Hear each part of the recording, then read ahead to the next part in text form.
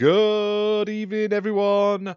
Welcome to the channel. My name is Ash, aka Ghostbuster, and I am joined by my good friends, the other members of the XPN network, and we're back with episode 6 of the new and improved XPN podcast. So this week we've got loads to talk about, but before we jump into the game spotlights and the small bits of news we've got to talk about, let me introduce to you, first up, all the way from some seedy alley outside of an airport, it's Baldman Gamer.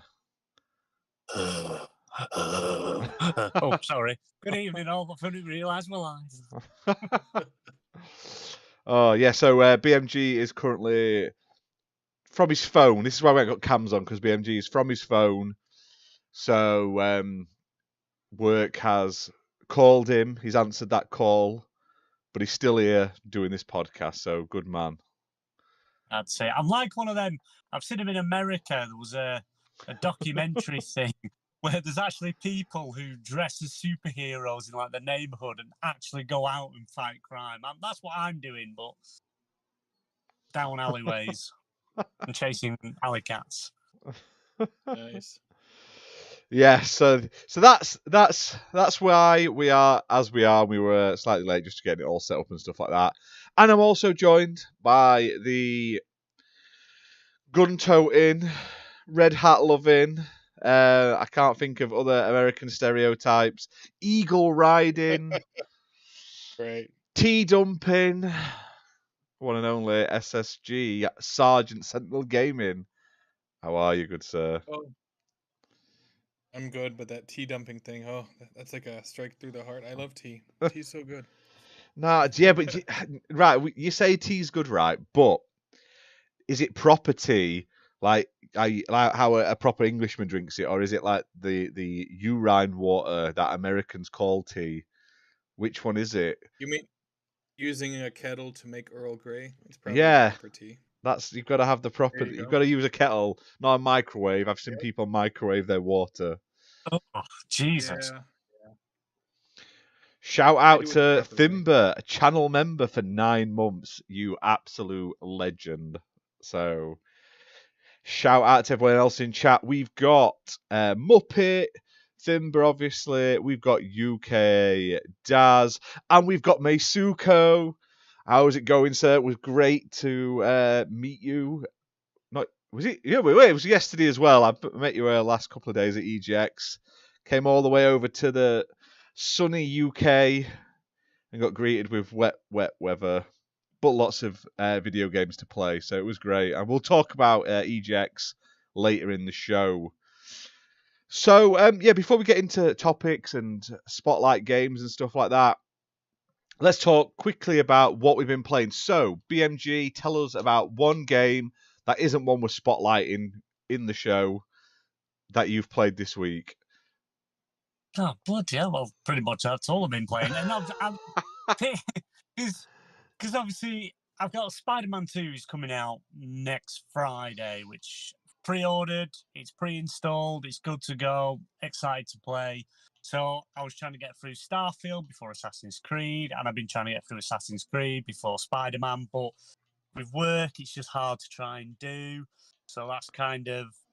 I did a bit yesterday, but I don't think I'm going to finish it before Spider-Man. But the other game that I was having a little bit of a play on, just a bit, just because I've never really played racing games, is Disney Speedstorm, which is now free to play, which went free to play like a day after I bought it, which is really, really annoying. But yeah, but what's also funny is you bought me a copy as well. Yeah, And then it went free. what the fuck? So not only did you buy one copy, you bought 2. Yeah, I know. So I got proper pants pulled down on that one. So You do get extras though. If you purchase it, you do get extras that you don't get automatically unlocked. So you do. So got a couple of perks there. And other than that, because I obviously only had a couple of races on that, we did earlier on in the week. We played Little Hope from the Dark Picture Technology. And I don't know why I even think it's a good idea to even play them, because I fucking hate horror games. I hate being scared. and I'm going to end up having a heart attack. And the fact that we play these things, and you know, what was it? What was it? Did we murder someone this time? I can't remember if we killed someone or not. No, you didn't kill a squirrel like the last one. I can't remember, Yeah. to be fair. It was funny, though. It was weird, though, because unlike the quarry where we both saw the same thing, we saw different things. We were both playing different characters, different perspectives. No, you did. You told my character to climb down the drain pipe, and I was like, okay. And then I slipped off and I hung myself.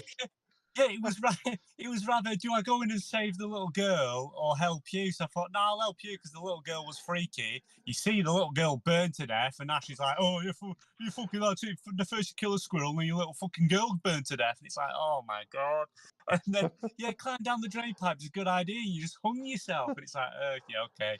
And then my character, like, oh, everyone's dead, runs into the fire and kills himself. It's like, what the fuck? Yeah, that's like the prequel. It's like this family and they're a bit messed up and they all end up dying. I assume we were going to die either way, no matter what you pick there. But it was hilarious. But then, like I say, we started playing. We played a good hour and a half, maybe 2 hours of it on stream. You can still see that on the channel, but it's funny because it's jumpy as out.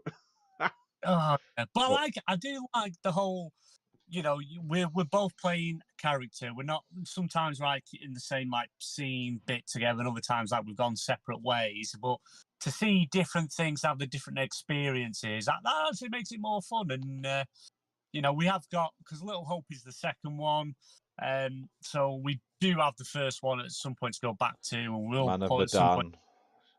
Medan. And Man of Medan. Then we've got House of Ashes, and hopefully the last one will drop, and then we'll try and play that. But we'll come back to that at some point. Hopefully, it seems it's spooky season. I'm really disappointed. I was really happy I went to EGX, but I'm sad that we couldn't play Friday the 13th on Friday the 13th. That was a big disappointment in my life. I played it last year. It's like it was going to be a staple of October, and it's freaky, creepy stuff. But now it's not going to actually be on Friday the 13th, which is a shame. Yeah. I wish, you think they would have done something, well, hell, all right. Is that game still even live, Friday the 13th? Is it still going? Yeah, you can still play it. They're just not updating it. And I think they're shutting the servers down next year, but you'll still be able to play it offline, I believe, with bots.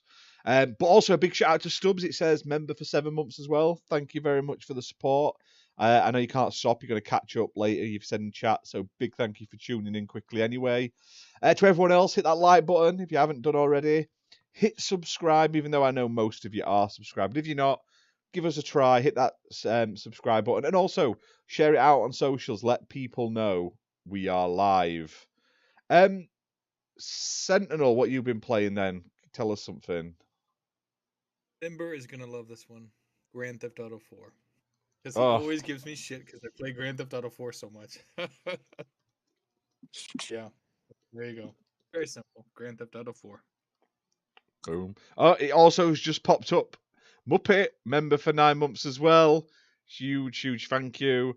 Yeah, for those who are asking, you in particular, Daz, BMG's in his car at work, so he can't really do it. And honestly, I didn't get home. If anyone followed the Twitter saga of me trying to get back from EGX, fudging hell, I didn't get home till 2:30 in the morning this morning. I'm wrecked, so that's why. But you're here now. I'm here now. I've still turned up. Not cancelled it or anything like that. We're going to do this show. We're going to do the show. I think Meisuko flew home quicker than it took me to get a bus home. I'm not even going to lie, so... Jesus Christ. He has a private helicopter. Don't let him... Luke Steele does. Got to meet Luke Steele. It was great. Got to meet Indie Gamer. Who else did I meet? There was... Obviously got to see Removable Sanity again. I forget people's names on the Twitter sphere, so I apologise to all the awesome people I got to meet. But it was nice to meet people from the community. I'm going to try and remember everyone's names. It'll come back to me. I'm terrible. Absolutely terrible. Okay. That's it, Mr. I'm multitasking, working, podcasting. But I am actually wearing pants today because frowned upon for not wearing pants in public in Manchester. You just got to wear shorts. See, like really short shorts. There you go. Masked Mayhem I got to meet from LOD perspective. Oh, yeah. He was nice. He was a good lad. I want to do Venomous. that one. You need to come. That You need to come. You need to come to one of these events, BMG. I do. We need to. When's the next one? When's the next thing they've got planned? I've no idea. Probably next year. Yeah, I'll have more money next year because I've got one of my sons is I'm paying to move him to Ireland in a week and a half's time. So that's so that's a bit of savings on money. To get rid of one kid, so two more to go, and then I can live the rich man's life. That's it, mate. That's it. I'll bump wife off as well. Yeah, bump wife off, and then you've got even more money. A life insurance policy I don't know about. So yeah, it's been good. It's been a good weekend so far. What have I been playing? Like I say, barring the stuff I've been playing with you and I've been on stream, I haven't really played much else. Like everything you guys have been seeing is what I've really been playing. I've been playing a lot of like review video stuff. But they've all gone up now, so I'm going to be diving in like to new games over the weekend. I've got a backlog and a half to play, so I will tell you quickly what I will be playing instead of what I have. I'm going to try Payday 3 again. I've got to give it a quick go. I'm going to be playing another Crusade, and probably what's it called? Project Blue, which is like a modern NES game. That's what I'm looking forward to. I think it's like a Metroidvania. And probably also finishing off Daymare 1994 Sandcastle as well.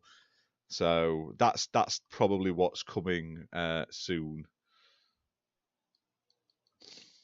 Ooh, very nice. Are you going to be getting Spider-Man next Friday? No, I want it, but I don't want to pay full price for. Money's tight. Everything costs a fortune, and like I'll get it. I definitely want it. It looks great, and I'll really enjoy it. But it'll just probably not be a day one. I'll probably pick it up around Christmas or something. Hope it goes on sale over like Black Friday and stuff like that, maybe. But yeah, it does look really good. It's going to be a really good game, 100%. Yeah. What about you, Sentinel? Are you going to be getting Spider-Man day one?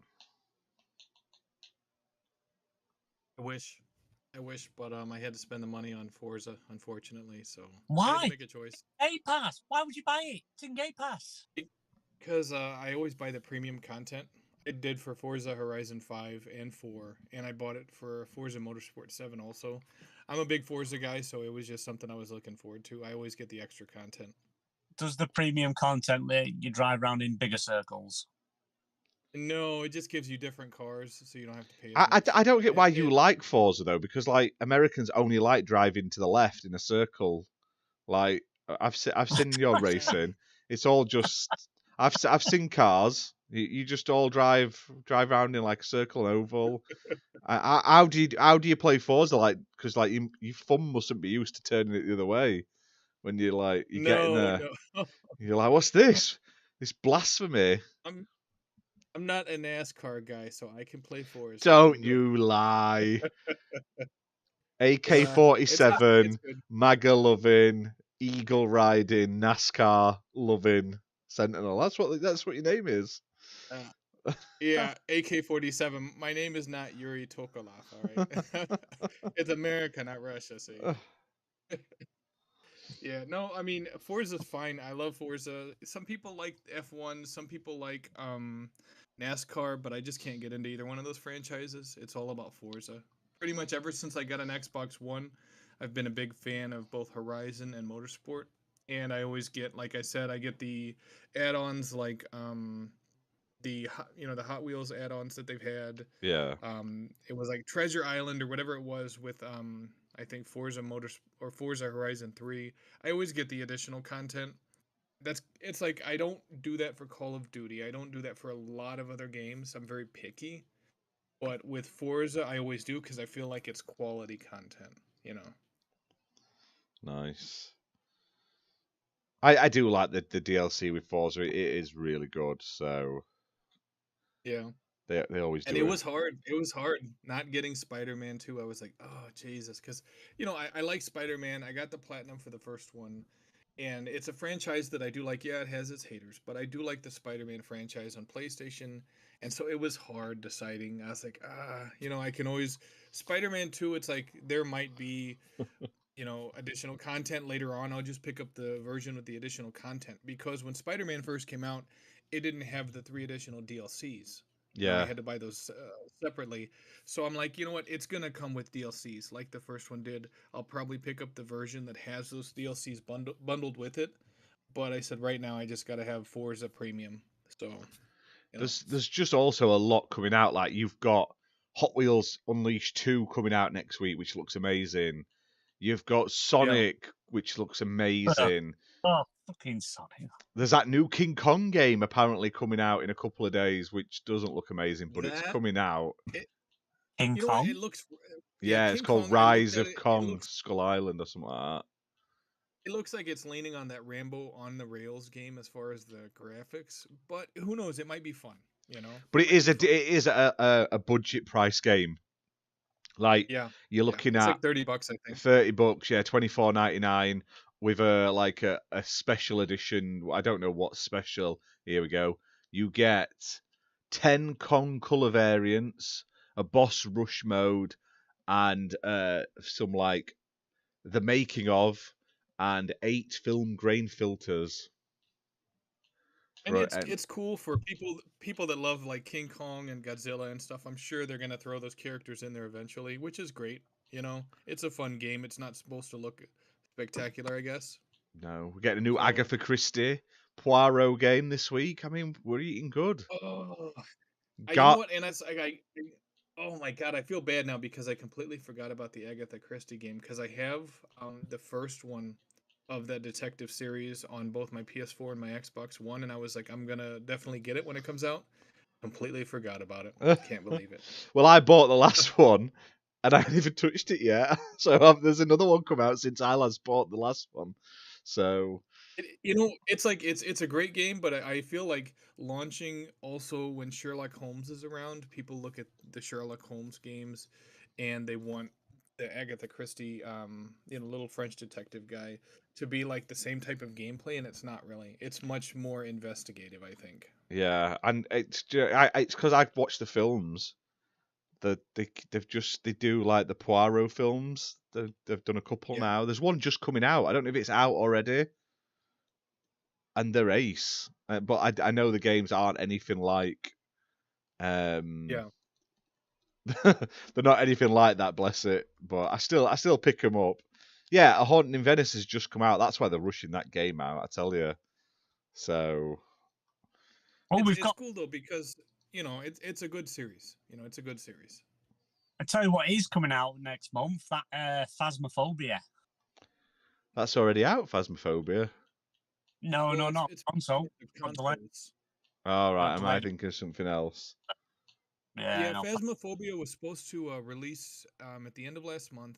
The studio behind it, I think it's Connect Game, something like that, had a fire in their studio, and they had to delay the console release of the game. Oh. And online, they were saying that they were trying to launch it the week of Halloween. I haven't seen anything on Twitter on their Twitter page to suggest that. So I have no idea if they're going to make that timetable. It might be next month. That's definitely what scared myself shitless even more. Right. Don't hate on Spider-Man. Yeah, of course it's more Spider-Man, but it's a good formula, the way the game is, the way it plays, and it's a good game. It's one of them, if it's not broke, you don't need to fix it and change it. You're one of these, I bet, when you saw that God of War Ragnarok animation of him getting in the boat, you went, same animation. You know, they haven't changed the game. You know, it's the story. It's also the new combat, The the new gadgets. story.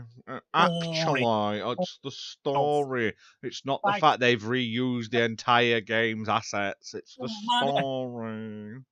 Story that makes games. It's like a film. If a film, you know, watching an action film and they do a sequel to it, it's like, well, I don't need to watch it because the first one was an action film. You leave Spider-Man alone. Well alone. It looks good. It looks good. It's just going to be exactly the same, though. Like, anyone who thinks it's going to be any different is going to be massively mistaken. But will it be Game of the Year? No. But will it be a great superhero game? Yeah. The other two have been awesome. So if it's anything like them, it's like Uncharted. Like, Uncharted is copy and paste every single Uncharted from Uncharted 2. And that's not necessarily a bad thing. I'm not saying it's bad, but you know what you're going to get. It's like a nice pair of shoes. Do you know what I mean? You put them on because you know what it's going to feel like. So it's just life. I kind of feel, and I know BMG will probably be pissed off about this, but he knows I'm right. It feels like, you know, Spider-Man walked in the room and PlayStation's like, oh, we're going to make a great superhero franchise. And everyone's pointing to Infamous. And they're like, but they're already better. And they're like, kill that franchise. Forget about it. Have, you know, Sucker Punch move on to something else. Don't let them touch Infamous again. And Spider-Man is why Infamous hasn't gone back to, or Spider-Man is why Infamous, or, you know, hasn't come back. It's because they don't want it to overshadow Spider-Man. They want Spider-Man to sell copies. So a superhero franchise that's original to the PlayStation brand, they let it die just to sell copies of Spider-Man, and it sucks. I'm sorry, but that's just how it is. Infamous hasn't come back is because it's boring. They can't It's definitely not boring. Like that because it's boring. It did well. It did well. It has a lot of fans, you know. Yeah, Spider-Man has more fans. But Spider-Man has more fans because it's comics, it's movies, it's all this other stuff. All Infamous has is the games. I'm sure they have some comics somewhere, but they're probably a limited run. Spider-Man's got bulge. Like Spider-Man. Spider-Man's got bulge. He's got bulge, has he? Yeah. Right. You know what? I feel though like they're afraid to bring Infamous back because they don't want it stepping on Spider-Man's toes, and it's like you just gotta have him do different stuff, and it'll be fine. You know, look at how It won't be fine. You know, No, it's like no, you don't get Infamous. No, you've got Spider-Man. No Infamous for you now. Right. You know what? I would let Infamous stay dead if they would bring back more characters than just Spider-Man. Well, you get Wolverine. Apparently, there's a South Park pinball game come out. That's amazing. I need that in my life. South Park. £8.39 though. I'm not paying that, robbing bastards.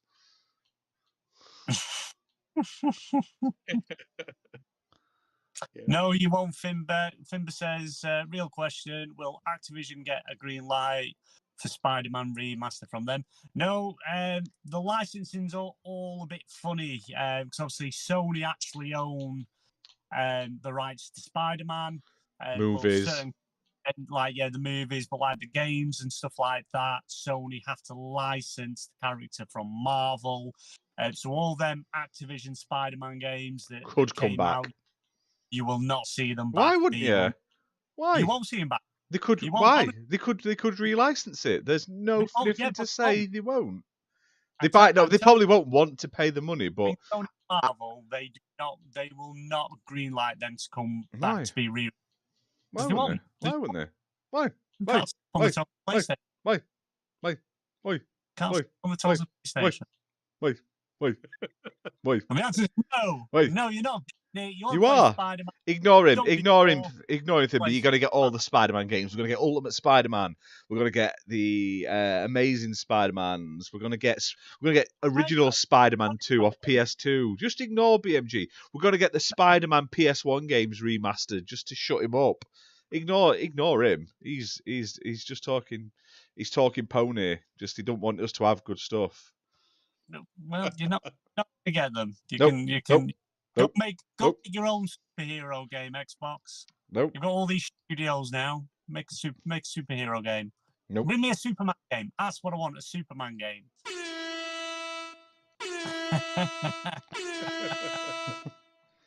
We're You know getting. what?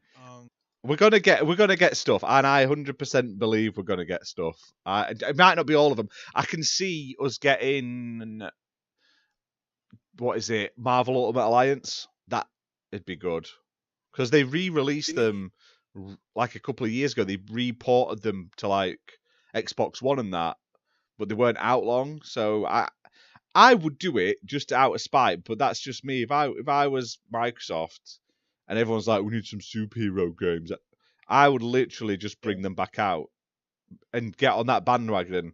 Next time, like when Sony's about to release Wolverine, I'd bring out the really good Wolverine game that came out years ago as well, like re-release it and let them market their game, but have their game push the sales of your game. Does that make sense?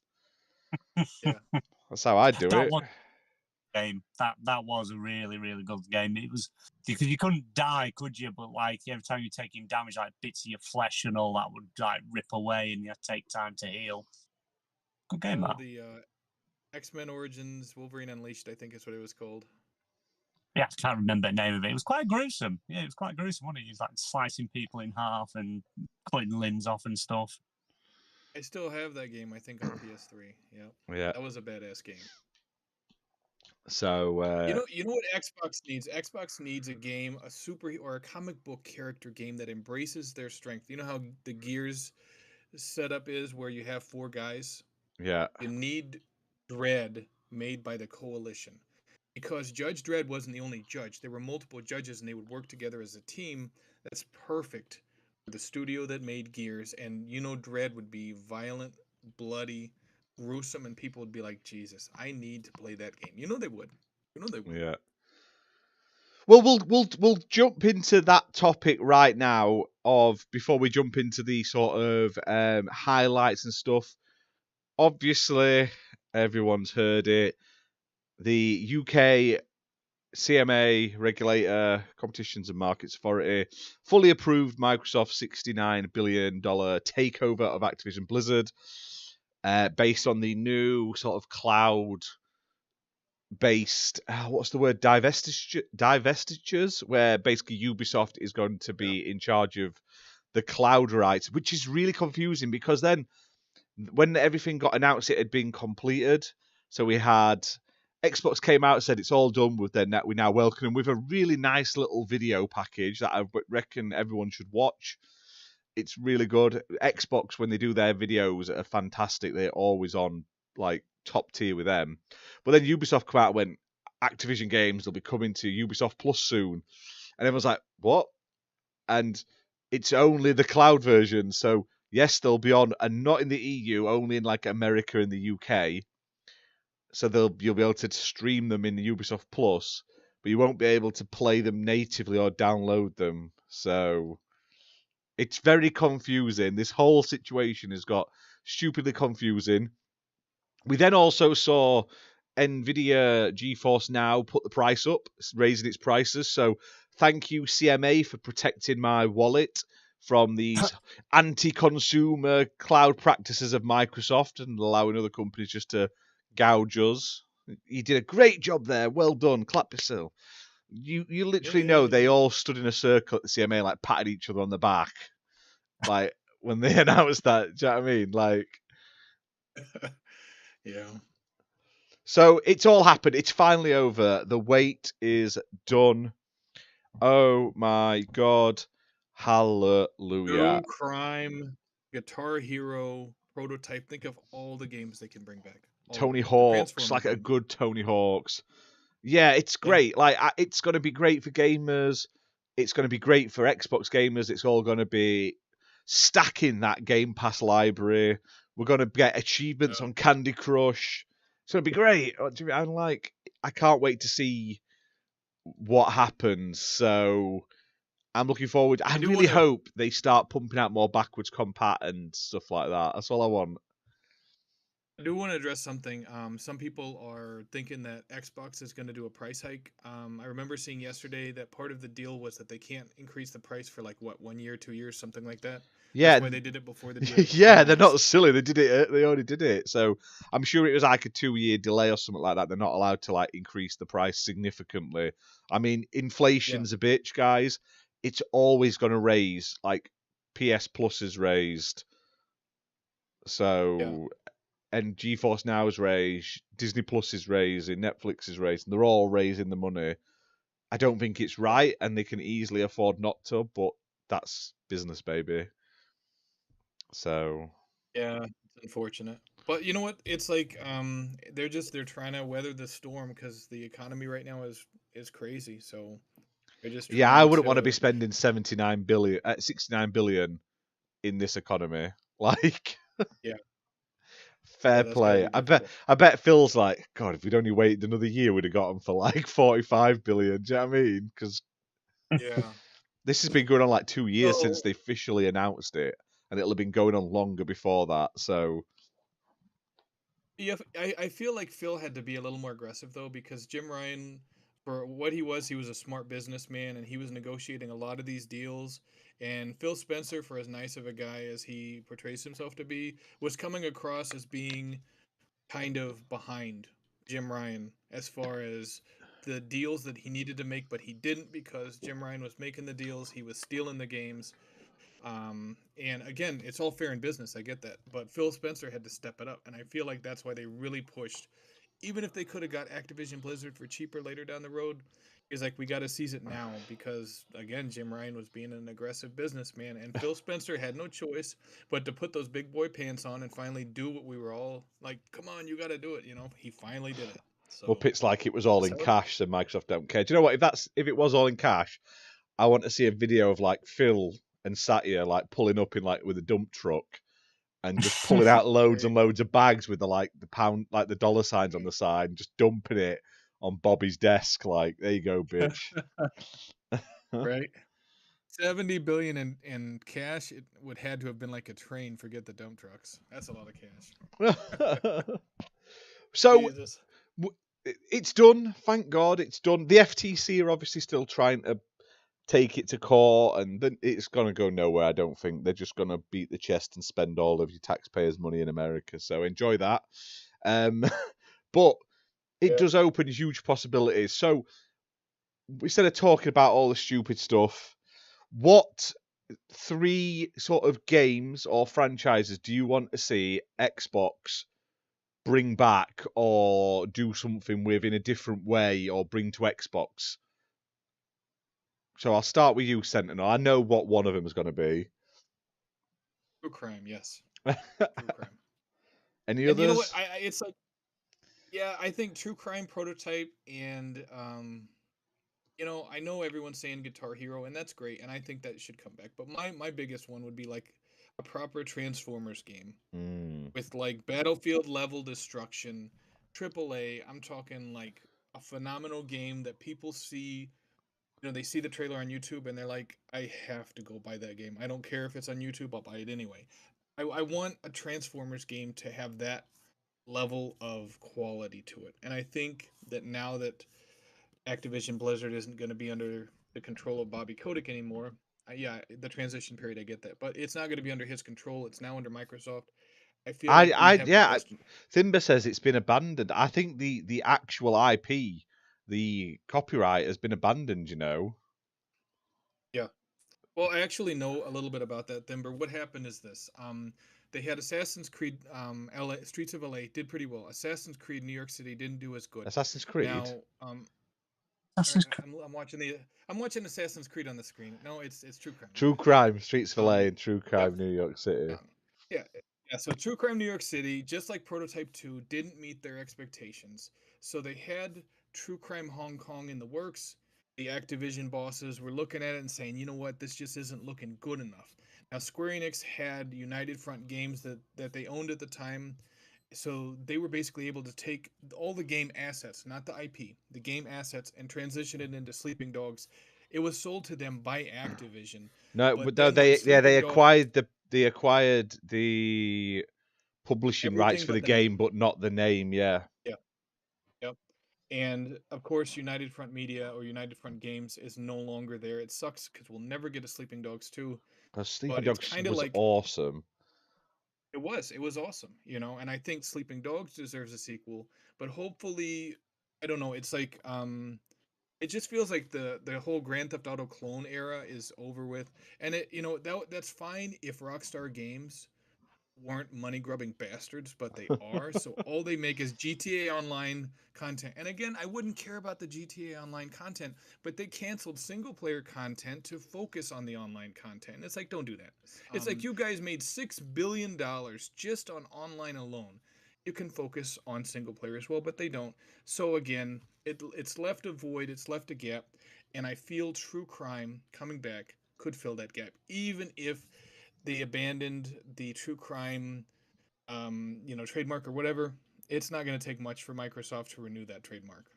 No, I agree. Like That's what I want to see come back. no one else owns it. No one else has gone for it, so they could technically get it. Yeah. But I don't know. I don't know. But I'd like to see the old games get remastered. Chat, let us know what games you want to see, franchise you want to see come back.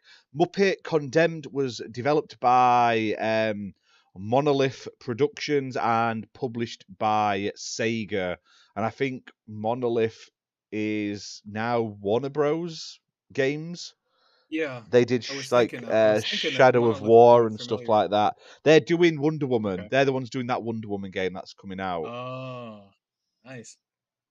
So yeah, I'd love to see a Condemned 3. That's a scary ass game. Yeah.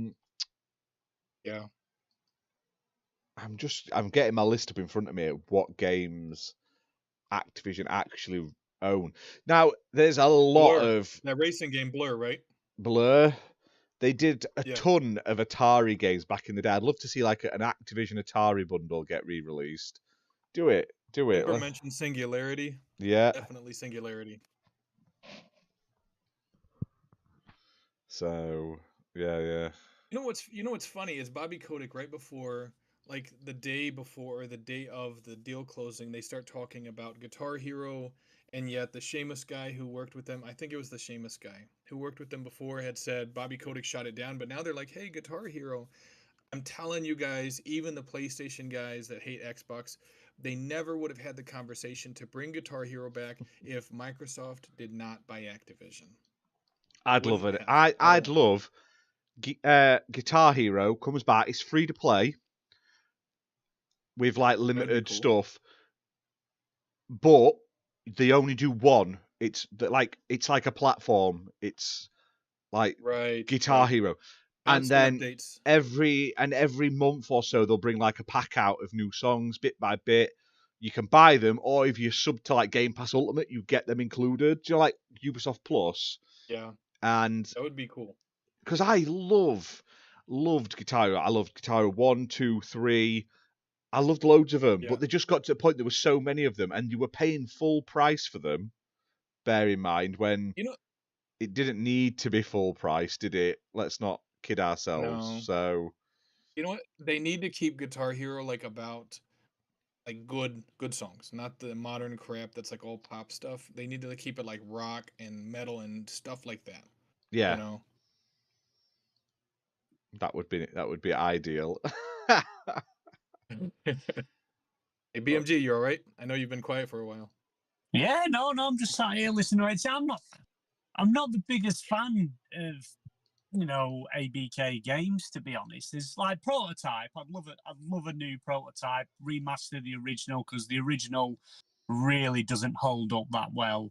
I went back and played it a few months ago, and it looks awful. Doesn't play very well. Needs a remaster. Bring it more up to date, something like that. Prototype 2 was all right. I preferred the first one, but second game, it was a good game, improved on the first one, but just I didn't think it was as good. But I'd love a third game out of that. And True Crime, I remember playing the original True Crime, just going up and arresting people, leaving on the floor, zip tied behind the back. That was always fun. The second one I didn't really like, but again, Sleeping Dogs, love Sleeping Dogs. It's, that was literally like the spiritual successor to True Crime, I would say, but with a bit more gritty and undercover, even more so. So yeah, that's pretty much it. 'Cause I don't really play Call of Duty anymore. I'm not really interested in them. It'd be cool probably once they start hitting Game Pass, go back and maybe just do some of the campaigns and things like that. But other than that, I don't really play anything Blizzard wise. I tried World of Warcraft, couldn't really get into that. I don't play King, the Candy Crush. My wife does, she hates it now. I call her an Xbox gamer because she plays it and she hates games. But she'll play Candy Crush day and night. But other than, there's just now really that I want from them that I'd even like reviving some IP. Apart from bringing back some old licensed games, that's other than that, there's not really much. I don't play Spyro. I haven't played Spyro since the PlayStation 1. Crash Bandicoot was never really my thing. So there's just not a great deal for me, to be honest. But Prototype would be the main one I'd want to see him bring back. I think, and it's like, just for me personally, if I could have picked before they started talking with Bobby Kotick, if I could have picked a publisher for them to acquire, agreed, Activision Blizzard definitely wouldn't have been high on my list. I would have preferred them picking up Electronic Arts or Ubisoft first. But, I mean, again, Bobby Kotick approached them because PlayStation couldn't afford to buy them, and he said, "Hey, we're up for sale. You guys want to buy them?" And Phil Spencer said, "Sure." And that's how it happened. And people are like, "Oh, Phil approached them," and it's like, it didn't happen like that. Bobby Kotick wanted to sell the company, and he approached, according to everything I've heard, he approached PlayStation first, but they just couldn't afford it. So after that, he went to Xbox. So Xbox or Microsoft, they weren't even their first choice. It was PlayStation that was first. And the thing is, even if Microsoft had said no, it's not worth it, you'd know that like the likes of Tencent or Amazon or Google, they would have been there, and like say Microsoft and for even for PlayStation's sake, couldn't allow it to fall into their hands because they just don't do. Like, who talks about Amazon Luna? It's here in the UK now, and I've never heard anyone even mention it and talk about it. I've had a play on it because I've got Ubisoft Plus, so I'm making the most of it, and I'm going to do a video on it. But it's the only good thing about Amazon Luna is you can stream to Twitch on it direct through it, which is quite cool. Nice. They own Twitch, don't they, Amazon? Yeah, that's why. So yeah, you basically. Yeah.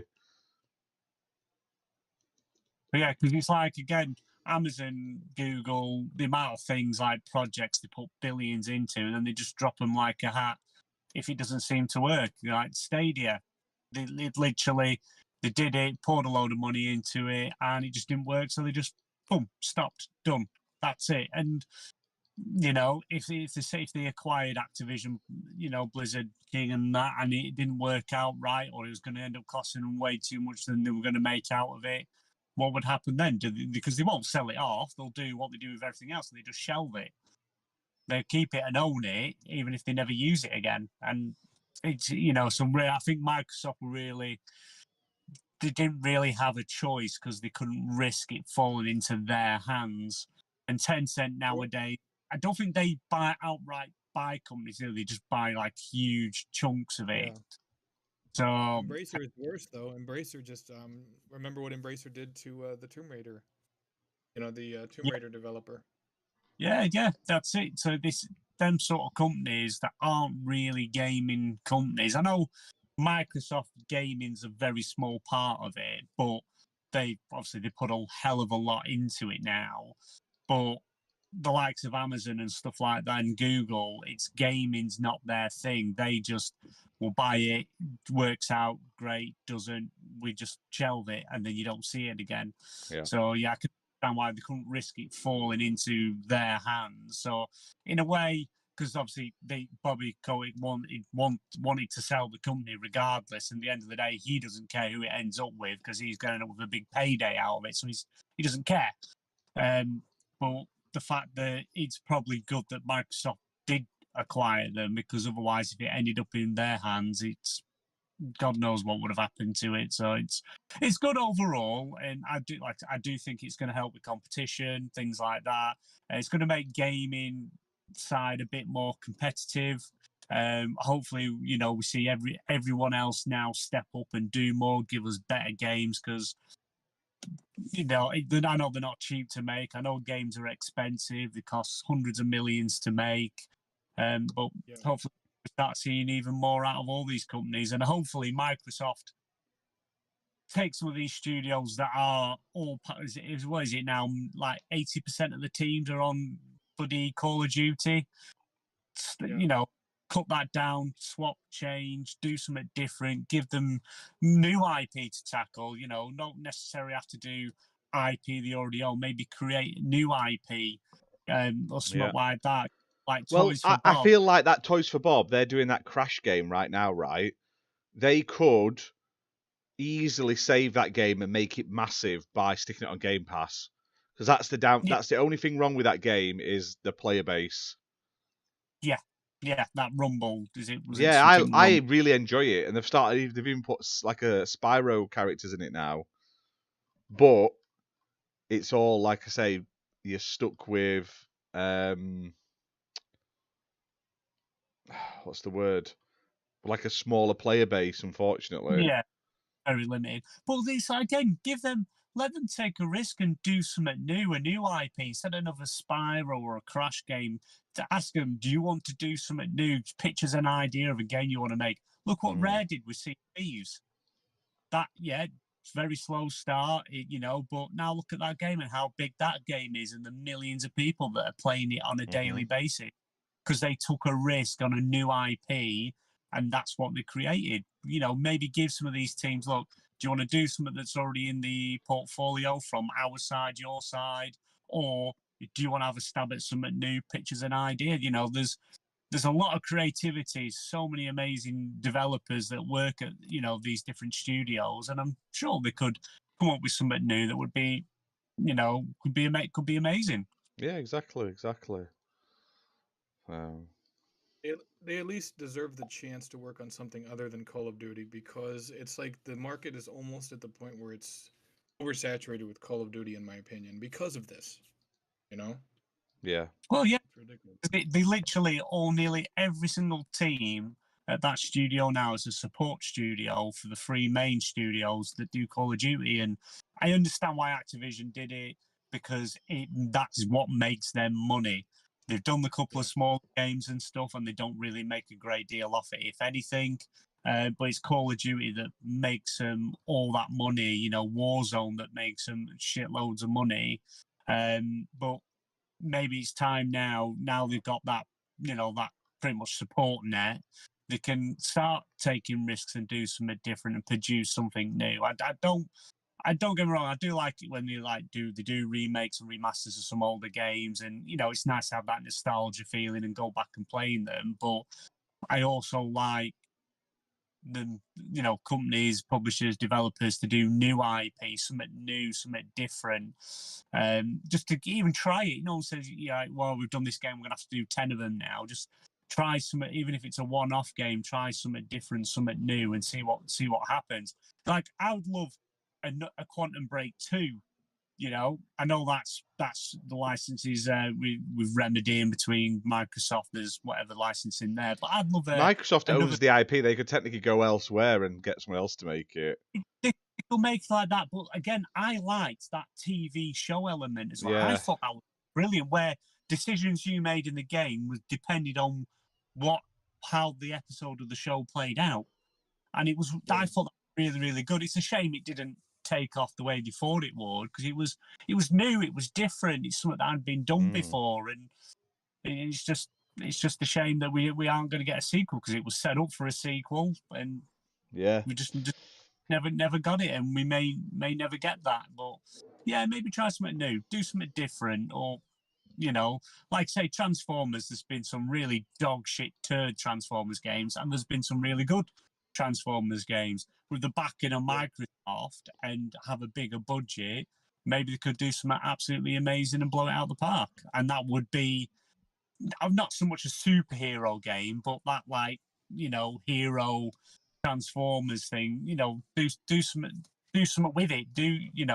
You've got this pretty much near enough unlimited budget, so to speak. I know all the studios have budgets, but if you needed more money or whatever, Microsoft aren't going to say no, especially with the amount of money they've just spent on ABK. They're not going to say no, are they? So it's be interesting to see what does happen, because obviously we've got all the transition period. Do studios, do they get pulled off? Do they get left as they are for now till they sort of figure things out? Have they already got a plan in place in preparation for when they take over? It'll be interesting. I'm assuming it's already all planned out. They're not going to have been sat for 2 years going, nah, we'll wait and decide. Yeah, but I suppose I think they had plans, like Ash said. I think they had plans ready, and they said the moment this is finalized, this is what we're going to do. Yeah. But who heads ABK? Who do you think is going to? Because obviously they're all going to answer to Phil Spencer as Bethesda does. But who do you think is going to sort of lead overall of ABK? Don't know. Maybe they'll bring someone new in. Jim Ryan. That's why he's left PlayStation. There you go. Oh, Jesus Christ, buddy. Oh, well, the fucking internet would absolutely hack themselves. Oh, it'd be crazy if that happened. Right. They might just pick someone from like Bethesda, not Bethesda, Blizzard or something to do it. Or they might even get someone in, maybe like Sarah Bond or something they could move. But she's doing a good job in her role at the moment. So while she probably would love a good old... like a pay rise and a promotion. Selfishly, is that what we want? Yeah, but she has been sort of groomed though to sort of, because a lot of people think you are. She's been groomed by Phil Spencer. Don't sit on my lap and get along with Pop. But yeah, he's sort of like shadowing Phil Spencer a lot, and sort of essentially the way she speaks, presents herself, and things like that. She could essentially be running Xbox games at some point down the line, but I think that would be quite a good task for her. I personally wouldn't use someone who's already in the ABK side of stuff, because even with all the executives, upper management, CEOs, and everything else, they just clearly don't know how to run the company to the happy staff, and no sexually harassing people, threatening to murder them over the voicemails and things like that. You would bring someone in from the Xbox side, I would think, to sort of need to bring back Peter Moore. That's what we want. Bring him back. Peter Moore. Yeah. I'm all for Peter Moore. Get him in. Let's go. You know what? And then get him to get us Sega as well. It'd be great. That's all I want. Yeah, I don't think Sega. I think Sega will work with Microsoft. I don't think they're ever going to purchase them. I feel like we're going to get some like close tie-ins though. Yeah. So bring in Don Matrick. We'll give him another shot with ABK. Oh hell no! He can. Him and what's that bald one? Oh, what's his name? Is it Rob? Whatever.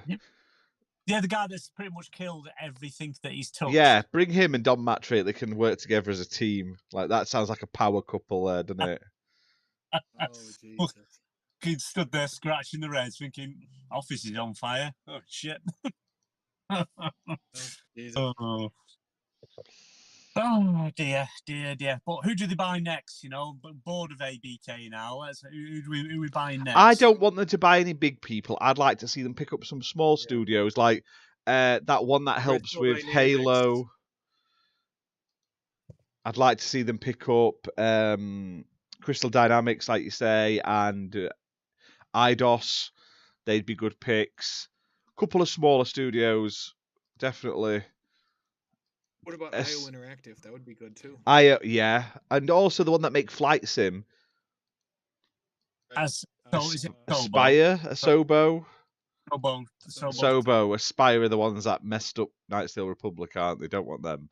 You can keep them, Embracer, I tell you now. Gearbox that could be bought from Embracer, because literally Embracer, I don't think will exist in a couple of years. They are hemorrhaging it. Didn't they So- they are they're selling off Gearbox, aren't they? They've said they're got- happy to sell it off, yeah. Yeah, what a joke. You know, I think everyone's sort of seen from a mile off that all these studios they were buying and not really bringing out games and stuff. It was like clearly it was going to come to a head at some point where, you know, you stuck with all these studios, staff, IPs, and everything else, overheads, and Yeah. not doing great with them. And especially after Saints Row, which really just, I think that's destroyed that franchise. You're never going to see that again. Not by, you know, under Embracer's umbrella anyway.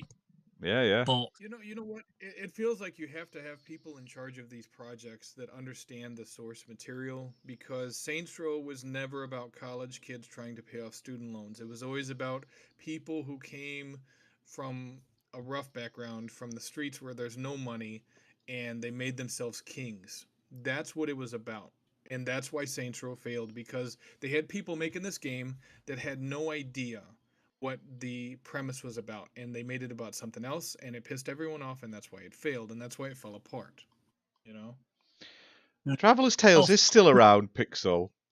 Phil Harrison's the guy that went around, you know, killing off every game company they took. Yeah. Cheers, Fimber. Traveller's Tales is around. They are part of Warner Brothers, I believe.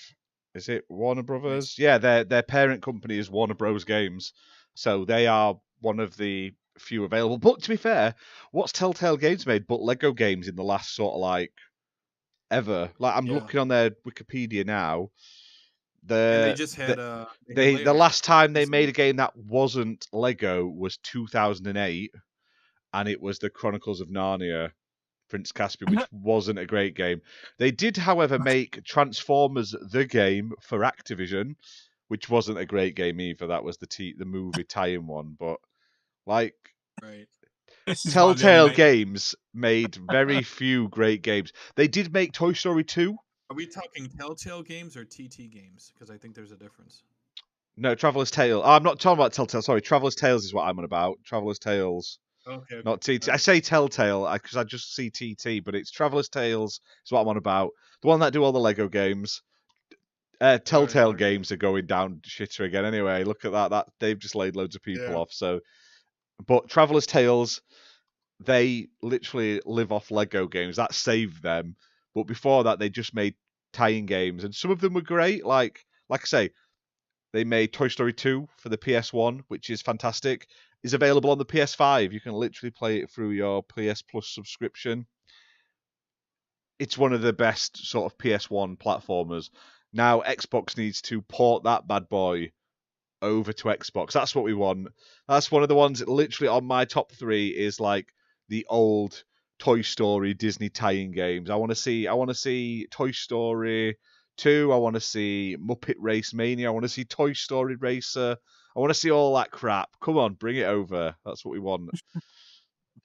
So, but yeah, there's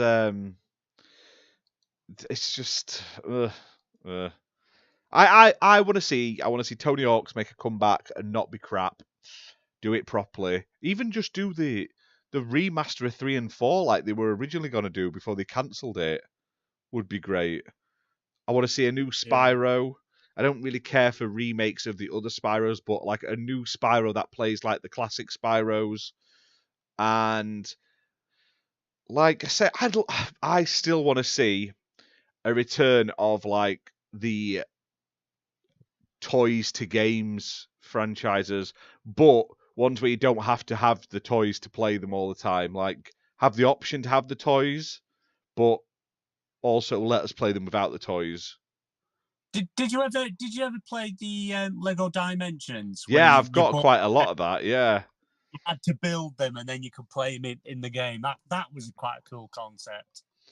Yeah, I quite like that. I had a couple of them, but I feel like Disney Infinity was an awesome game, and then I love that. I had that. I had the thing, a load of little characters. Yeah, well, technically I bought them for the kids, but I didn't. Yeah, that's it. Yeah, I was same. Yeah. In fact, I think I've still got the set somewhere. It might be in the loft. I might have to have a look, see if I can dig that out. Right, well, quickly, because we're over an hour in, we haven't even talked about games yet. So, let's talk about Assassin's Creed Mirage. So this has obviously come out recently. It's sort of technically a kind of prequel to Valhalla in terms of it's like the backstory of Basim, who was like the antagonist of Mirage, not Mirage, of Valhalla. So in Mirage, you play as Basim. And yeah, what did you guys think to that?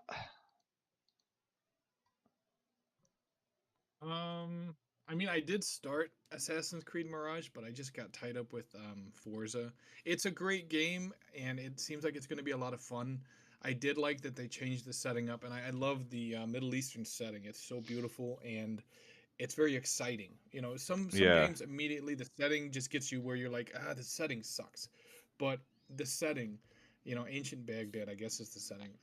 It's actually it looks beautiful. It looks very exciting. The how the gameplay as from what I've played so far is pretty solid, and the combat's pretty easy. The ability to lock onto characters is pretty.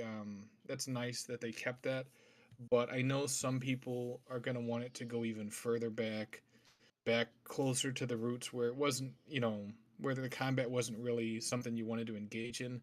But it's the evolution of the franchise. You can't go back that far, because a lot of these, especially with the combat, it's as much a quality of life improvement from the originals as it is just necessary for the times now that they figured out what's going on.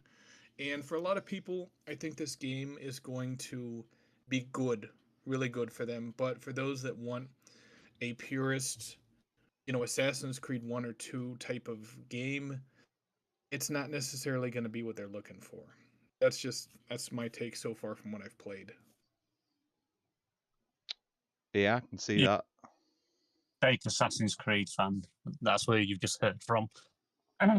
Well, you know what? I've played like Assassin's Creed Odyssey for like 500 hours. I don't want to hear shit out of you.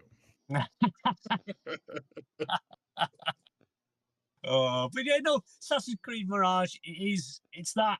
I think because we sort of had a chat before about it. It's sort of back to the roots of what Assassin's Creed 1 was. It's a bit of a bigger map size, but more condensed, more of a linear story, not this RPG style where you've got to, can only go in certain areas at certain levels.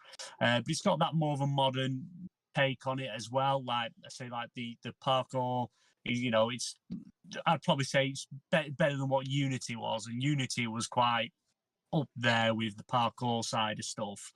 But I really enjoy it. The story's quite interesting so far. Some of the character models are a bit, you can tell they've not had a lot of time into them.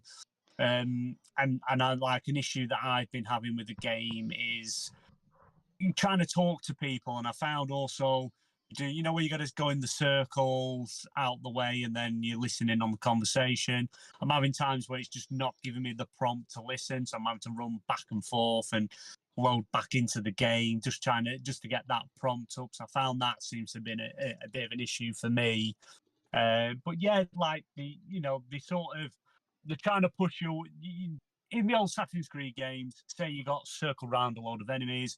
Only one would attack you at a time, so you would parry, counter, kill, and you just did that till you killed them all, then run off. Whereas this time, you can be attacked by multiple enemies at the same time. It's not one at a time, and you can easily get overwhelmed. If you get more than 3 people, you're going to start struggling a bit because you lose health quite quick when you get hit.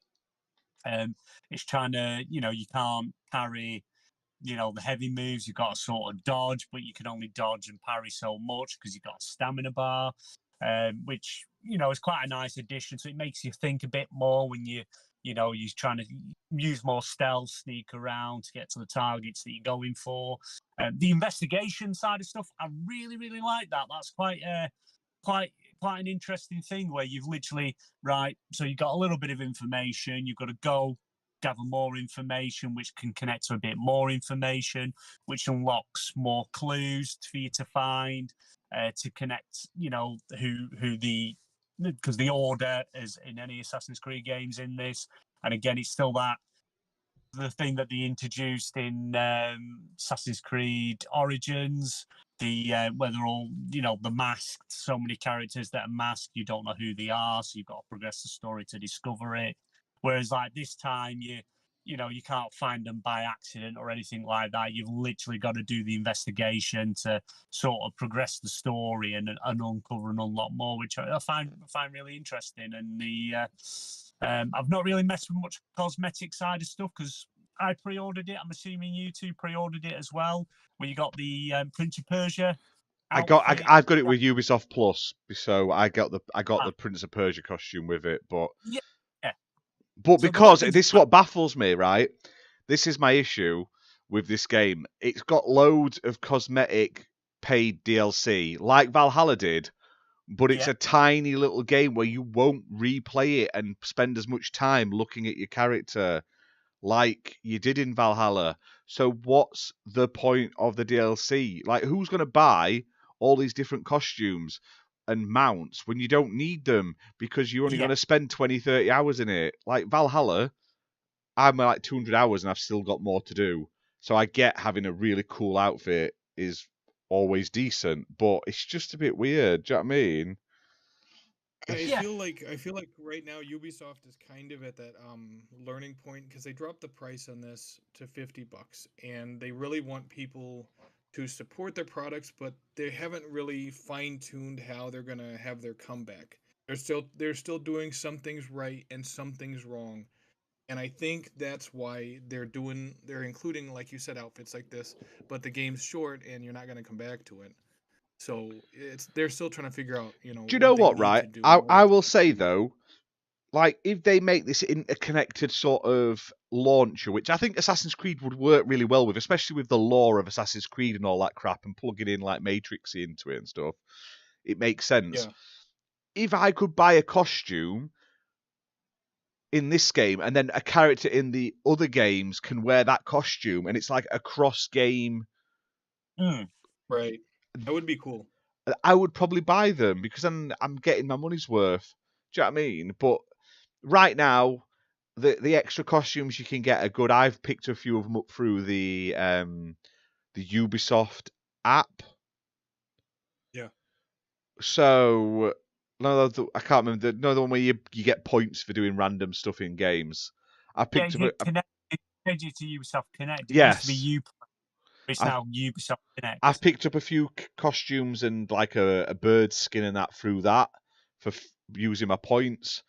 And I've obviously got the Prince of Persia costumes, but I haven't really spent any more time with it other than that, like looking at them. I looked through the store when it first launched, and I was like, but I don't want to spend money because I'm not going to get that much time out of it. And they're the same price as they were in Valhalla. So I'm like, I think it's just that thing they've added in to sort of say to, like shareholders, look, we can make extra money off just the base game by people purchasing, in-game items and stuff. And there will be people who'll do it because, you'll get people that will start the game that, I want this fancy sword and dagger and costume that they're going to play through the game. So you are going to get people that are going to buy them. But yeah, I agree. It's like, because of the size of the game and more of a linear story and what have you, you wouldn't really.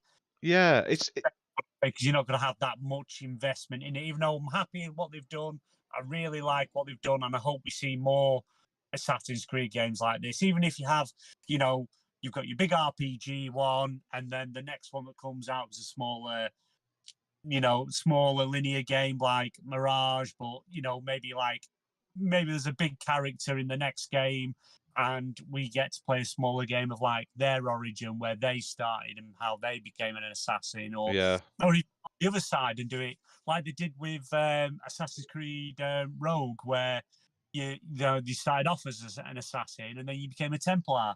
Maybe you could do something like that. So there's a lot of in-between stories that they could tell that could then connect to the main big game and go along that lines instead of doing like a mainline entry to progress the world of Assassin's Creed. You can do stuff that looks how this character got to this point by playing this game, and I think that maybe that's something they might consider doing, because I think Mirage has done a lot better than what they thought it would.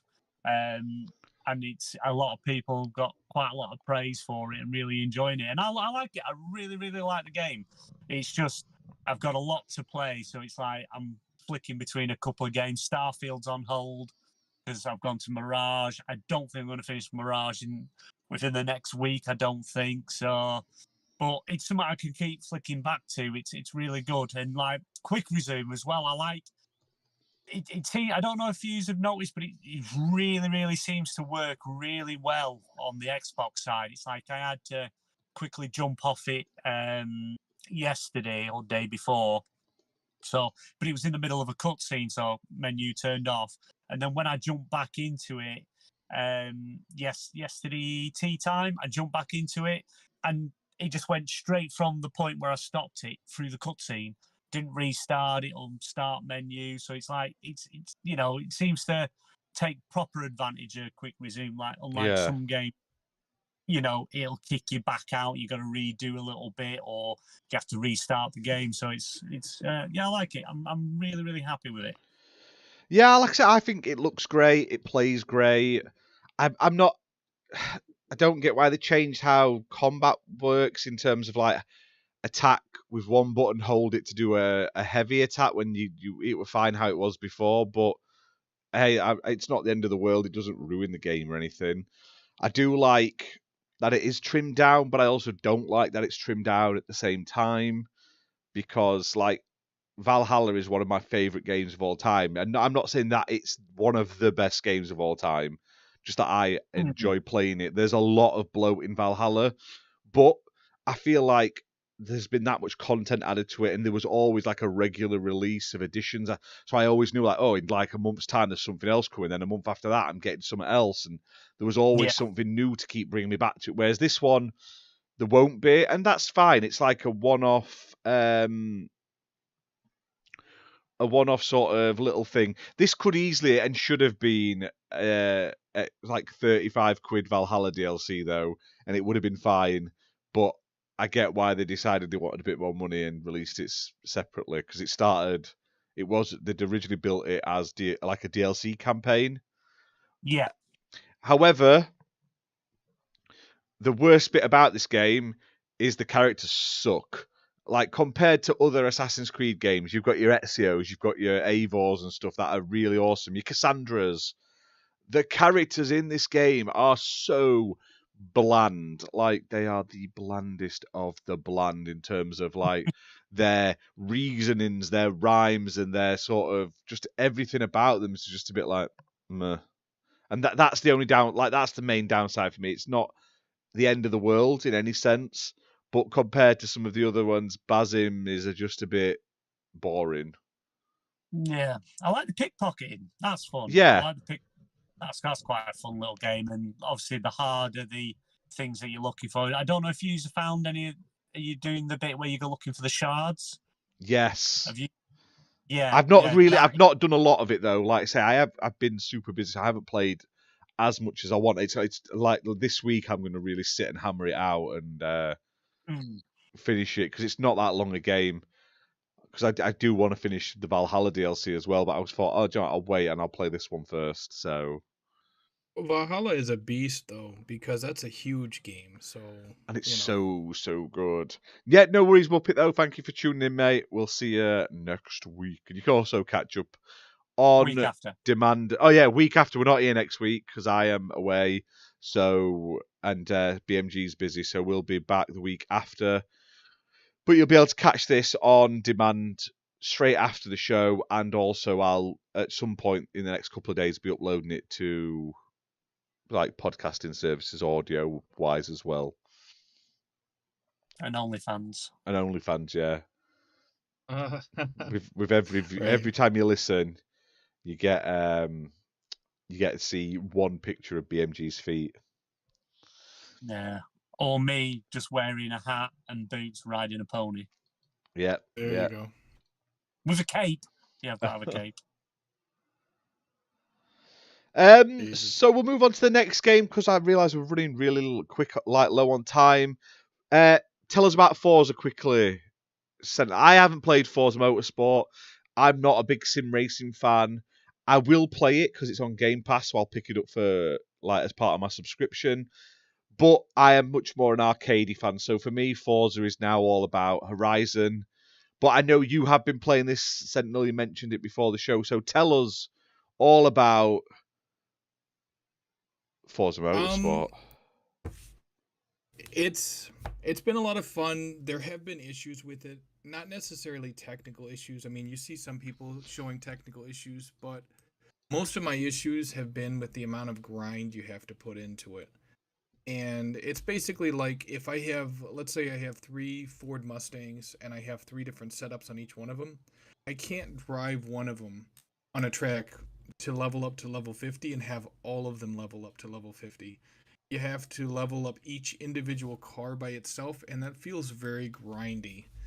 And some other people have brought up that hydroplaning is non-existent in Forza. I definitely agree with that because there have been levels where I'm driving and it's raining, and I've gone through pretty big puddles where I should have hydroplaned, but I didn't. So if you're looking for realism, it feels kind of like a step back from Forza Motorsport 7 in that regard. Right. But other than that, I've been having a lot of fun with it.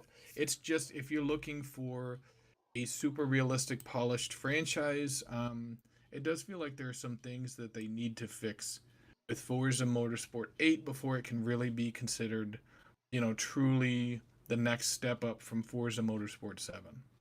So, but in terms of like gameplay, how does it play? Like, does it feel good?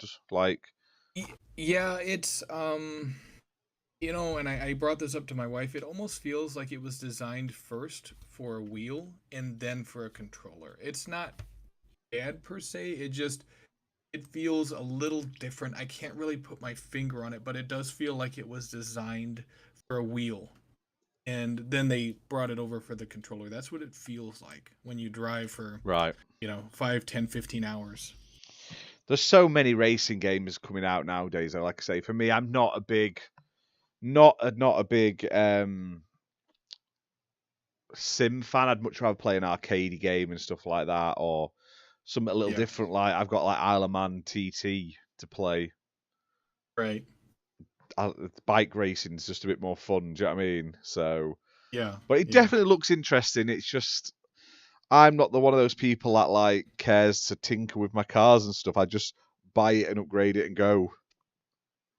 Yeah, no, I suppose if you're one of those people that likes to like tweak every little inch of your car to like the minutest of settings, you'll probably get a kick out of it. Yeah, definitely. Have you played it, BMG, yet? Don't be silly. The best way to thumb up Forza Motorsport is you get a nice looking car, you drive round a track faster than everyone else, and you win. That's there it. You go. That's the point at the end of it. So that almost sums up Spider-Man too. You play as Spider-Man, you beat up the bad guys, and you save Mary Jane. Yeah, you fight another bad guy. Yeah. You change your costume. You shag Mary Jane. Drive around in big circles. You swing around in big circles in Spider-Man. There you go. He swings around in big circles. Yep. Yeah. Or rather be a swinger. That's what you're doing right now, isn't it? Outside the airport. I've been flashing my lights at this car sat across from me for ages, and they're not coming over.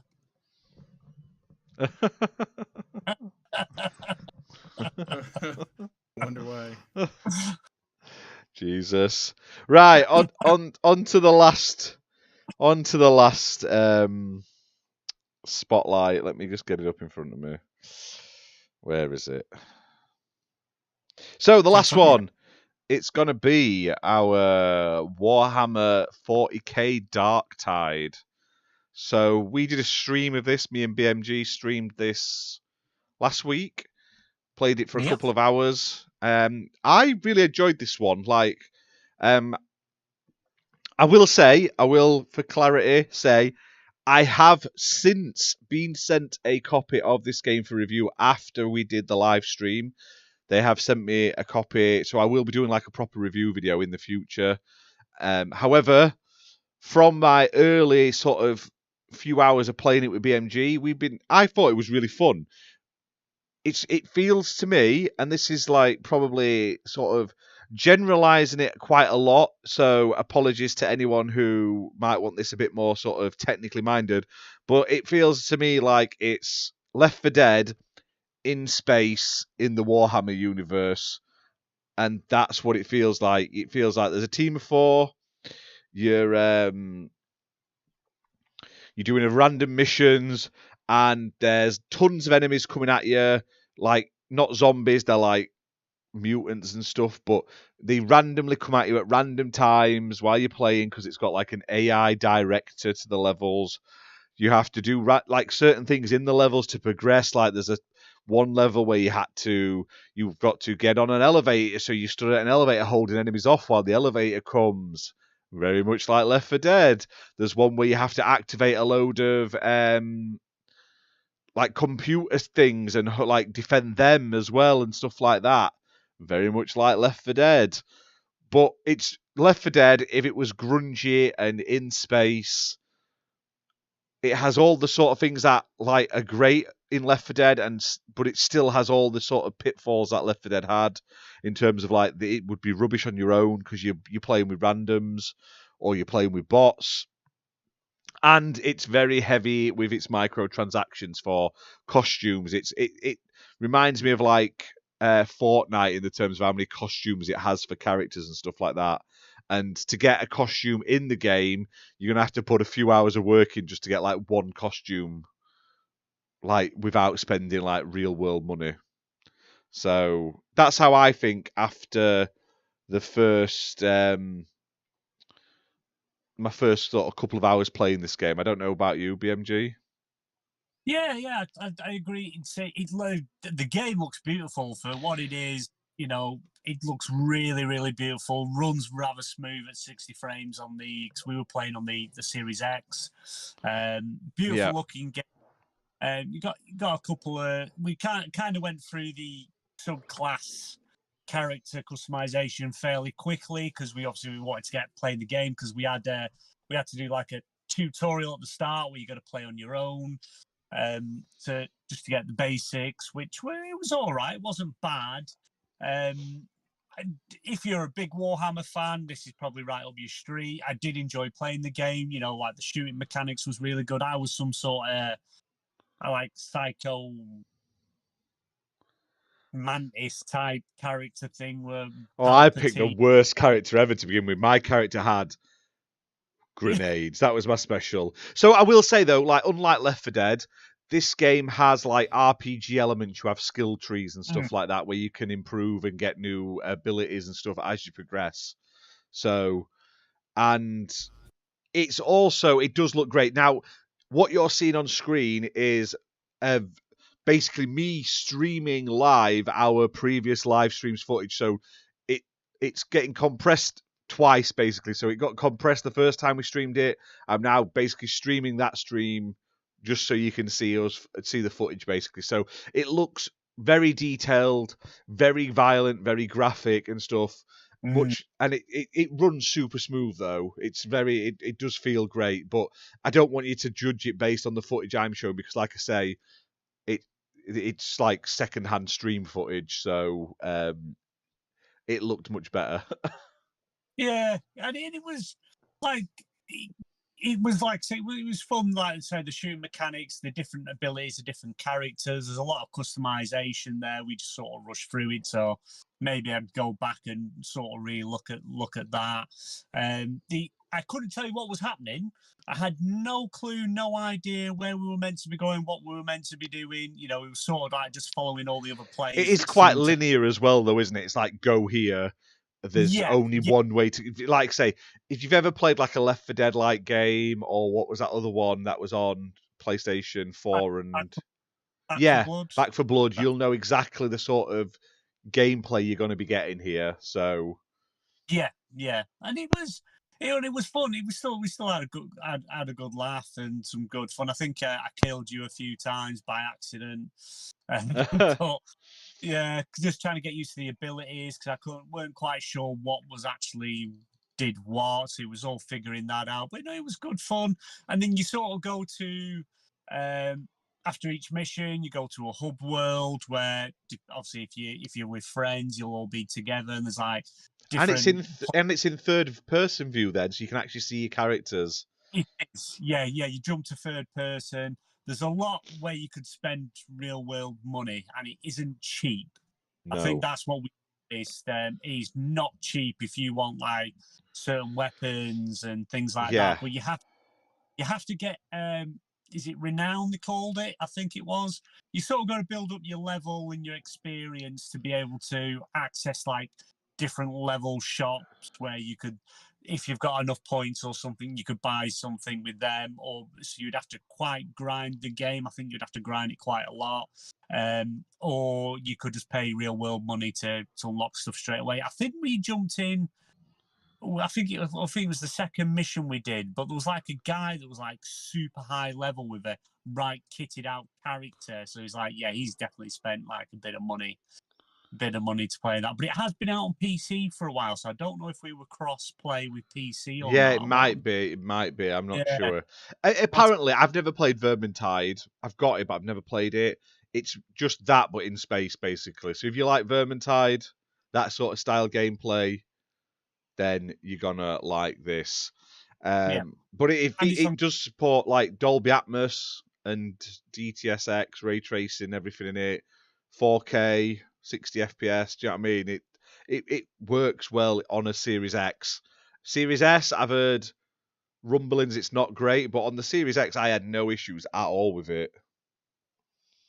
Yeah, no, I've not heard anyone say there's issues. It's just, I think when it was first announced and was first shown, it was like, wow, this does look amazing. It was like a new take on what would have been like Aliens game. It looked really good, and then obviously the delays and things, it just kind of, I think it's just got lost a bit in the shuffle of all the big releases this month, which is a shame because it is a fun game. And I was just saying, it's on Game Pass, so it's definitely worth a play.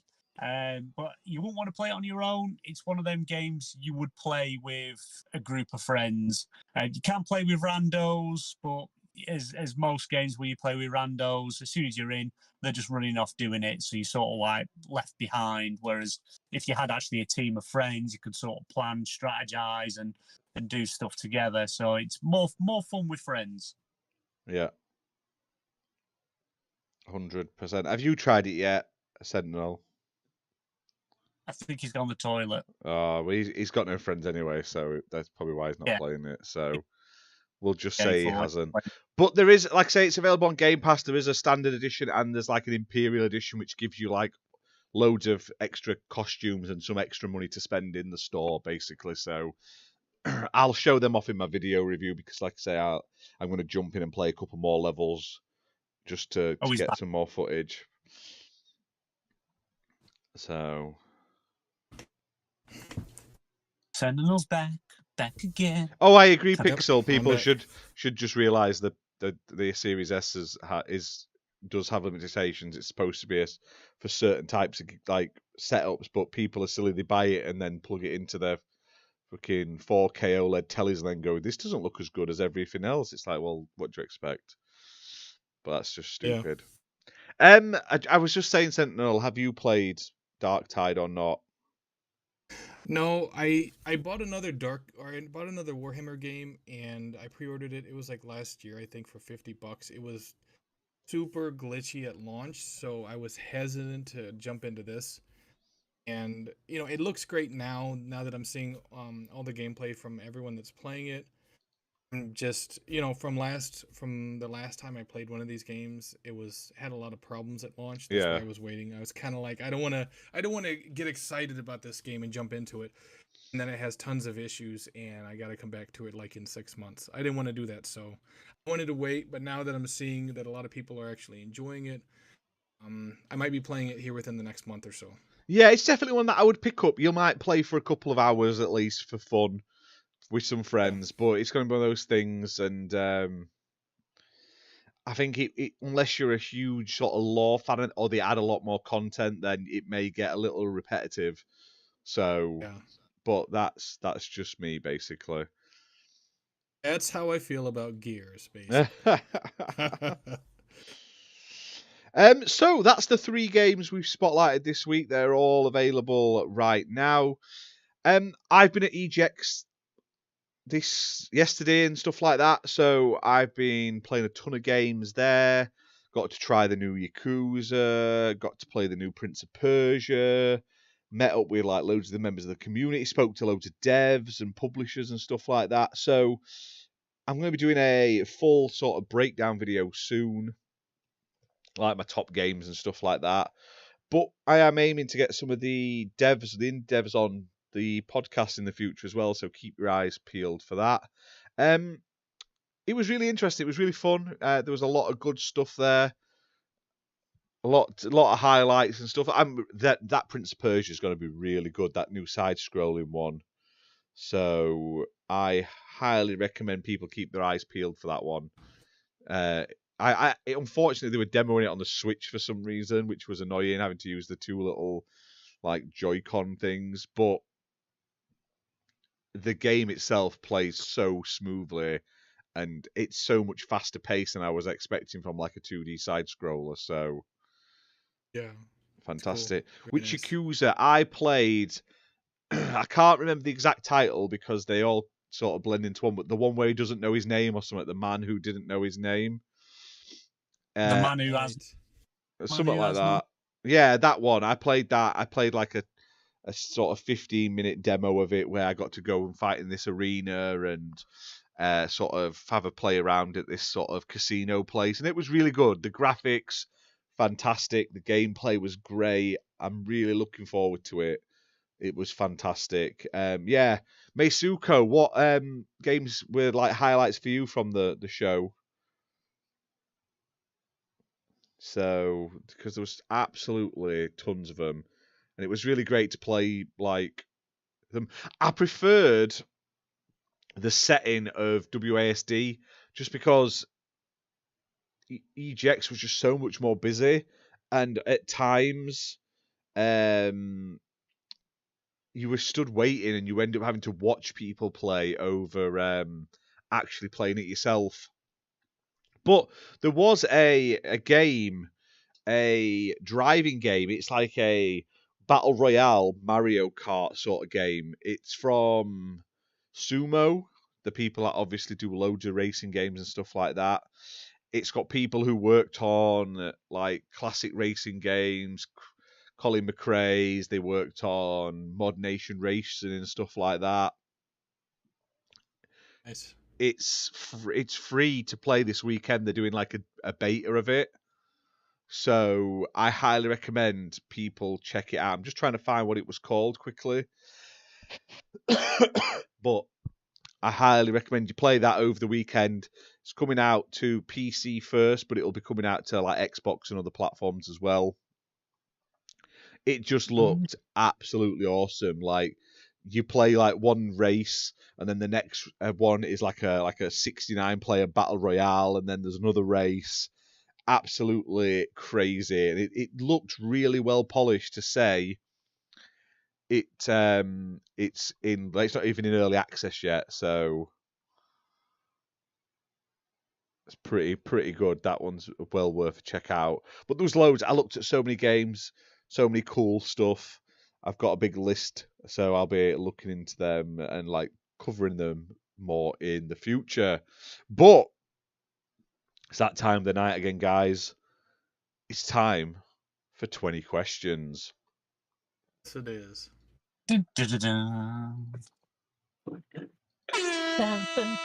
Questions. We're all gonna guess. I have the game for this week, so Yes. guys will get to guess. So for what were you going to say, BMG? Go on. GTA 4. Let's hit it with one. No, I wouldn't make it that easy. No, look, I'm literally trying to scroll Twitter because someone shared it with me earlier, and I cannot find it, guys. I'll have a look, see if I can find it. I'm going. BMG, tell people. There you go. Stampede Racing Royale. It's there. Look, by Secret Mode Nice. and Sumo Digital. Check it out. It's ace. Make you all sick by running down my feed. Look. I've got all these news posts I put up as well, guys. You're all welcome. I did start to catch up with the news posts. So you can check them out on the website. And poor Michael Caine retiring. Doesn't that make you sad? He's retired. Yeah, he's no. retired after his new film. Well, he is what, like 90 now? Yeah, he's 90. Yeah. Right, BMG, tell everyone what 20 Questions is about. So, if you are not being a part of this before or seen us play, at the end of every show podcast, we play a little game called Video Game 20 Questions. The one member of the panel picks a game, and the other members have 20 questions. Final question being the guess to guess what that game is. We can only ask yes and no questions. Sometimes things be a bit vague. You can help out a little bit. We're not allowed to use, Google or anything like that. We have to dive deep into our mind palaces of all that gaming knowledge we all store to try and guess this game. Chat, any questions as well to help us on our way? Please get involved and ask and help us. Don't just shout out games, because that doesn't help. That's like, a homeless person stood on the street just shouting the word sock repeatedly for no apparent reason, because it doesn't help anyone at all. Wow. That was very specific. Exactly. So other than that, Sentinel's got the game this week, so me and Ash are going to try and figure out the game. Let the questioning begin. So, Should we? I think we should. Character wears a hat. No, we shouldn't. Was this game released on the 360 PS3 generation onwards? Yes. Yes. Is it a console exclusive?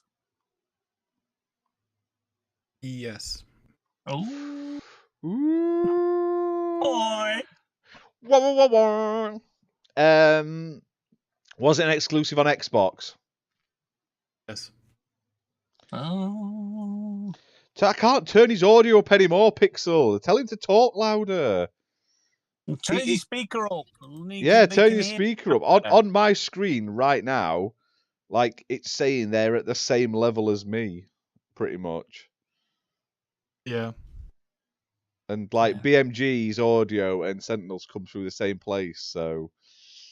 It's not my fault. He's so quiet. It's because he's Well, if I talk too loud, then Discord automatically drops the volume of my mic for some reason. I have to figure it out after the show, but Discord's fighting with me right now. That's why it sounds like it's low.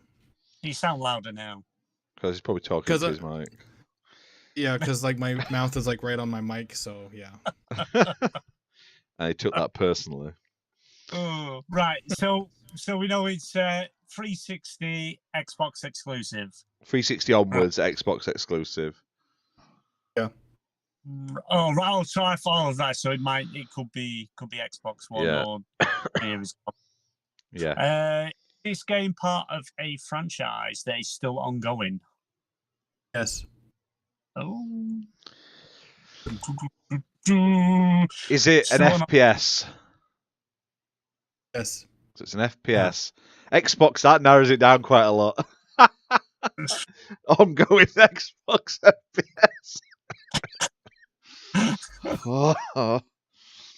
Oh, bloody hell. Hey, so for first person shooter, Xbox exclusive from the 360 generation onwards. But it doesn't say that it's an Xbox owned franchise. It's just it was exclusively on Xbox. Yeah. What? Because then you could technically, because like didn't Titanfall 1 wasn't that exclusive to Xbox? Yes, it was. and yeah. that was an But- FPS, but the sequel wasn't. No, that's multiplayer. God, first-person shooter games. Do we ask if it's a first-party game? I don't think it is, but You can if you want. Is it a first-party game? Give me a second. Let me look. Jesus Christ! I'm looking. If you tell me what game it is, I'll help you. Right. So let me see. Hold on. I'm looking at a specific date. What? It's kind of technical. At the time this game came out, it was a first party game. What? The studio was a first party. Right. But they're no longer a first-party studio. What studios? I don't even know. They lost any studios. What studios? Actually, had to look that up. I'm busy hosting, mate. Blame everyone else. I've turned him up twice for you. It's not my fault he's done talking to Mike. I pretty much have to hold the volume down at 100% because Discord keeps lowering my mic volume. You haven't missed out, guys. Don't worry. I really. So they're no longer a first-party studio, but they were. No, it was made by Bungie, which is now no longer. Yeah, they did. Yeah, fuck, how did I not fucking? Yeah. Does it involve one chunky man in a chunky green spacesuit and a little Bluebird? A bluebird, yeah, AI bluebird. A chunky guy? No. He's chunky. He's well built. He's a Spartan. He's big boy. If the one I'm thinking about, this particular one is skinny as a motherfucker. He's just tall. What? He's just making this more confusing, isn't He's skinny and tall. Well, it's clearly it's not Halo then, is it? Because was it a spin-off of a franchise? No. Right. So it can't be ODST then. No. Oh, Jesus Christ. I think And the he's just game's making still shit up. going. So It can't be much. There's literally not that many FPS games on exclusive to Xbox. that Bungie have made. Well, it didn't say it was definitely Bungie. Well, let's just ask. Was this game made by Bungie? Yes. So Right, it's okay. Chunky Master Chief. You making some bullshit up here, boy. He's not chunky. He's like super chunky. He's like Dolph Lundgren if he starved himself for 90 days.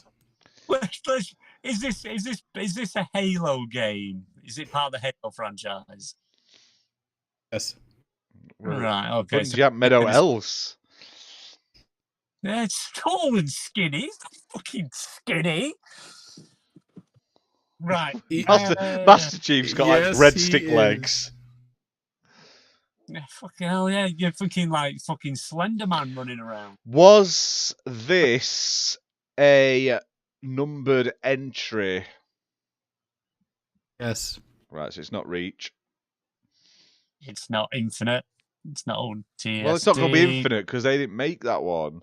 It's not Halo 1 because that was just Halo Combat Evolved. So It's Halo. Wait, it'd be Halo 1, 2, or 3.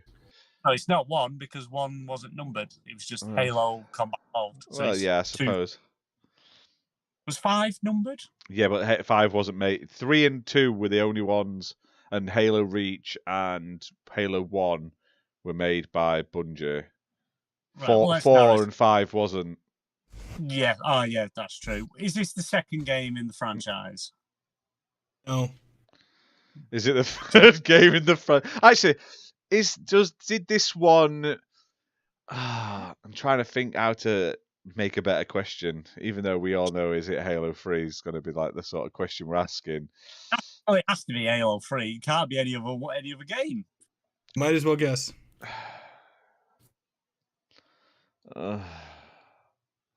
Is it the third game in the franchise? Yes. So it's Halo 3. Is it Halo 3? No. What? I'm just playing it. Yeah. Yeah, it is. Yeah. Oh, there we go.